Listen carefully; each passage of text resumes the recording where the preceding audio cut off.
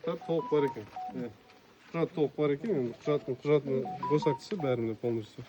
Өзімізде тұр екен. Құжат болғанда мынау ғимаратқа құжат, иә? Ғимарат жерімен бәрі бірге Иә, болады. бірге. Ол кез келген ғимарат жеріне Әрине, болмаса ол әрине. тіркеуден өтпейді ол. Заңда солай. Жоқ, сонда менде бір сұрақ. Мысалы, бағлан мысалы алады, иә, мынанда балабақшаға. Мысалы, енді иә. конкурстық рәсімге анықталады ғой. Иә, Бірақ иә, алатын болса, Конкурс болғанда кім қатысады? Басқа ауылдың адамдар қатысып не керек? Өздерінің ауылдары аламын деп жатса. Енді өзінің ауылының жаңағы ыңғайлы болсын, өзінің ауылының азаматтары істесін деп тұрмыз. Әрине, сол дұрыс Біз енді оны требованияға жаңағы өздерімен жоқ, бірге бағана келісіп әкім айтқан жоқ, конкурсқа деген жоқ.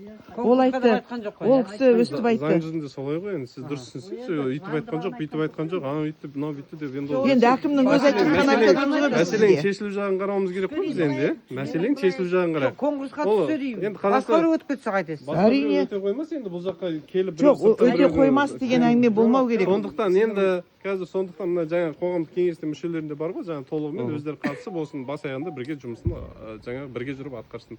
Біз енді бұл кісілерді аластап тастайын деп жатқан жоқпыз. Сіз дұрыс түсініңіз, енді ол жаңа бүйтіп айтып еді, бүйтті ғой, сөйтіп айтып. Жоқ, сіз енді мына жерге конкурсты қосасыз. Біз түсінеміз конкурс дегенді. Енді мен заңда қалай жазылып тұр, солай айтып отырмын. Жоқ, ол түсінікті, бірақ мына жерде жергілікті тұрғындар әрине жергілікті тұрғынның осы жердегі жаңа несі болғаны дұрыс. Сіздің аты жөніңіз кім? Мен Дидар есімім, Ешенов. Мен аудан әкімі мен сізді танымай қалыппын. Аха, жақсы.